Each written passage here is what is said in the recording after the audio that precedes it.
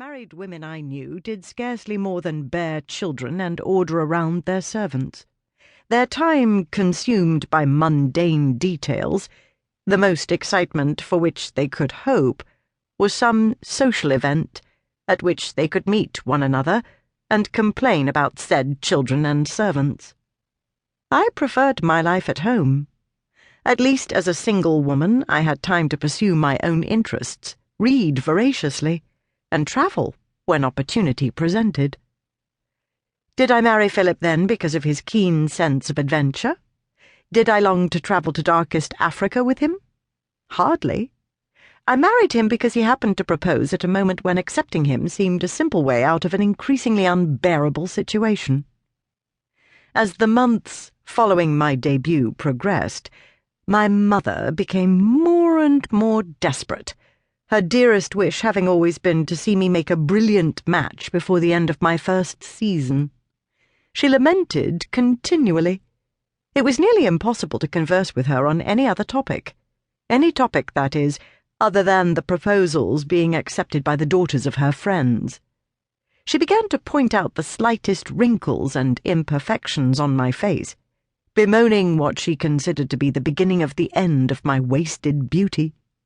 She cut my allowance, telling me I must learn to live on a pittance if I were determined to be a spinster.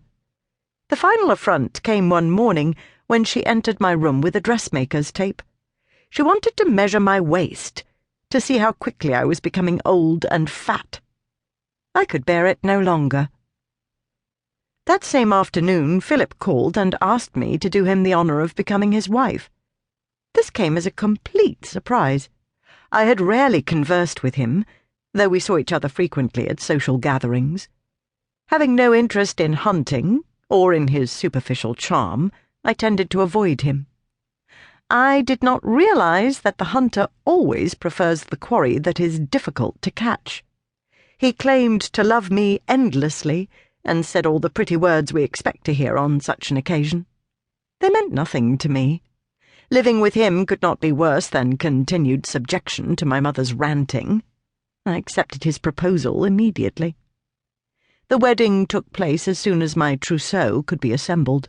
6 months later I found myself a widow. I had known my husband barely long enough for his name to stop sounding foreign on my lips. When I read the telegram, a feeling of relief and freedom swept through my body, causing me to tremble. The butler reached toward me, assuming I would faint. I never faint. Fainting is a result of affectation or too tight stays. I will succumb to neither. I felt no grief for the loss of Philip. I hardly knew him. As the astute reader will already have guessed, the hunter rarely has much interest in his quarry once it is caught, except as a trophy. After a brief wedding trip, my new husband returned to Africa, where he spent the months prior to his death hunting with his friends. We exchanged civil, impersonal letters. Then the prescribed period of mourning began. For 12 months I would have to wear nothing but black crepe and avoid nearly all social events. After that I would be allowed silk, but in dull greys and black stripes. Not until 2 years had passed would I be able to return to an ordinary existence. Philip settled irrevocably upon me a large fortune, and, much to my surprise, I now had at my disposal not only the London townhouse, but also my husband's country manor, a place I had yet to see. Although the property was of course entailed, Philip's family insisted that I did not need to find a new home. Because we had no children, Philip's heir was his sister's son. The boy, called Alexander, was 3 years old and quite comfortably ensconced in his parents' house.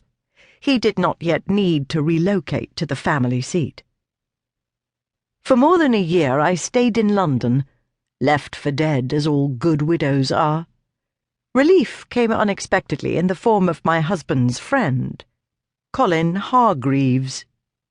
I spent my afternoons in Philip's walnut-panelled library, loving the feeling of being surrounded by books.